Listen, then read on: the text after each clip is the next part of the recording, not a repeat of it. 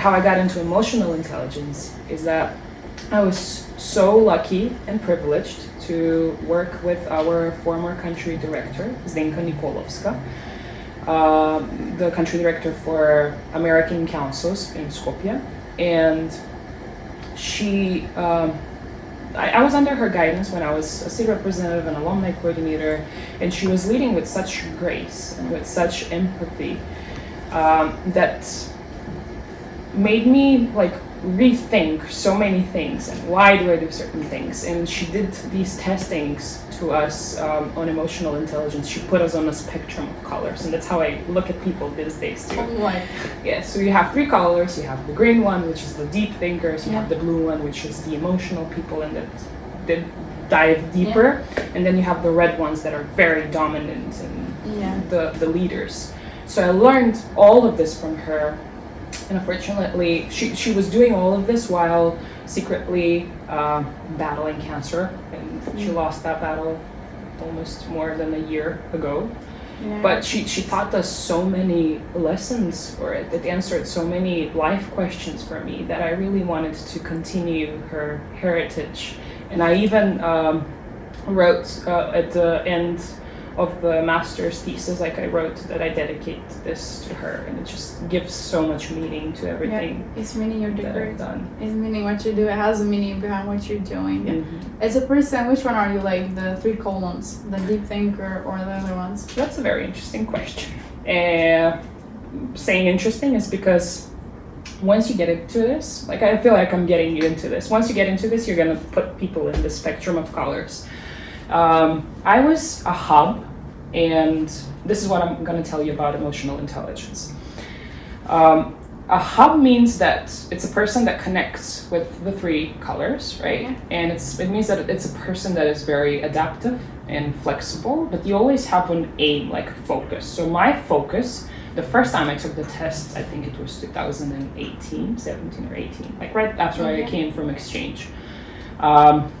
I was a hub, but my arrow was pointing towards red, pointing towards dynamics and leadership. After taking it 5 years from then, I was again the same hub, but my arrow was pointing towards blue, towards empathy, which means I got more connected with people and I became a little more empathetical. So my focus, my motivation changed through all of that. Emotional intelligence is a fantastic skill to have, and I would say a crucial thing to have nowadays. A lot of the people, and I agree with this, say that it's more important than the intelligent quotient. So what if you're smart if you don't know how to use it, if you don't have the skills to present yourself the way that you want to be, and how you build your relationships with the people around you. Emotional intelligence means that you are aware that you have certain feelings, and then you're able to define those feelings. And after you learn that you're angry, for example, then it allows you to explore what's the core problem? Why am I angry? Why is this happening? And then it teaches you to know how to control it, how to control your emotions. Such an important step. The only thing that you're responsible of in your life is how you react on things. That's the only place where you have control over things. You have control over your reactions. You can't control everything. You can't control each action that happens around you, but you can always control your reaction. And that helps so much in life. And after that, of course, controlling and then learning how to direct them the appropriate way into the life skills. So what advice would you give though to the people that are watching this, so the young teens, everybody? Advice is for everybody, even you're 70, you're 15, you're 20, 30, 40. I wish I knew so many things that I know now, specifically in this domain. I don't know a lot of things. I have so much more to learn, of course. But I wish I knew how important this skill is to have it. And emotional intelligence cannot change over time. You can emotionally grow in some kind of aspect if that's toward the direction that you want. IQ, you can hit a certain score and then after a certain age, it stops there. Yeah. Emotional intelligence shifts depending on the kind of experience that you have in a certain point in life. So as I said, when I came back from the States, I was red. I was a leader. I wanted to do things. After a couple of years, I learned about the people. So I am a very much of a people person, and one advice that I would give myself and others that are maybe a little younger than me now is that the people and the connections are the most important thing in life and the thing that stays. So building meaningful relationships is something that will help you thrive personally and professionally. Being an active listener, listening really and asking questions and reflecting on things. Being there for people. Looking people in the eye. Reading the room. Reading if someone is nervous, to give them a little space. To ask them the right questions. The right questions can get you a long way, like up the road, right? So I wish I was more mindful of these things growing up. But we all, grow up and go through things, and the sooner it's better, right? To learn younger, so you can thrive more in the things that you like to do. Yes, I another advice I would like to give and connect with this and connect with everything that we talked about already in the programs and the exchanges, maybe the cliche, like be yourself. Really be yourself. There is no one like you in this world. And take advantage of every opportunity that is given to you. Some opportunities are really happening once in a life.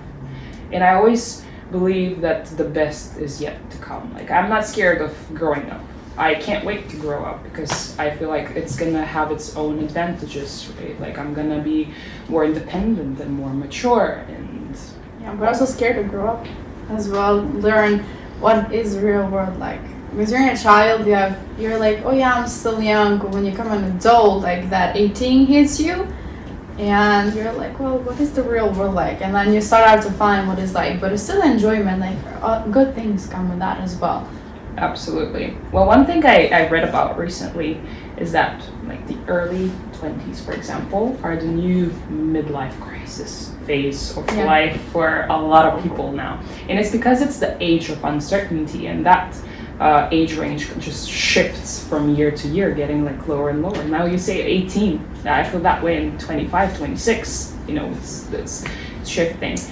But having that, it's a very uncertain time, and it's a very weird world that we live in today, and we lived in the past. Every time carries its own burdens, right? Yeah. Its own good sides, its own bad sides. But my advice is to keep believing in yourself and being your unique self. And the best quote that carries me through life is, everything you want is everything that you can accomplish. If there's something that you want to do, that means that it exists and it's something that it's reachable and doable for you. Oftentimes that happened for me when I would give up. I would be like, okay, this is not happening. And then it hits you twice, thrice, the opportunity itself. So just continuing to do your own thing and not giving up and believing in yourself. And do what you like. Yes, definitely doing what you like. What you're passionate about, and not letting other people interfere. They're like, oh yeah, why are you doing this? Or are you doing that? I'm doing it for myself. You're not doing it for others. You're doing it for yourself. Because if those people don't pay your bills, nobody does. You pay your own. You do it. You get paid for something that you do. It's what you do for yourself, for your passion. At the end of the day, you lie in bed and you're with your own thoughts in the head, and no one can take those out.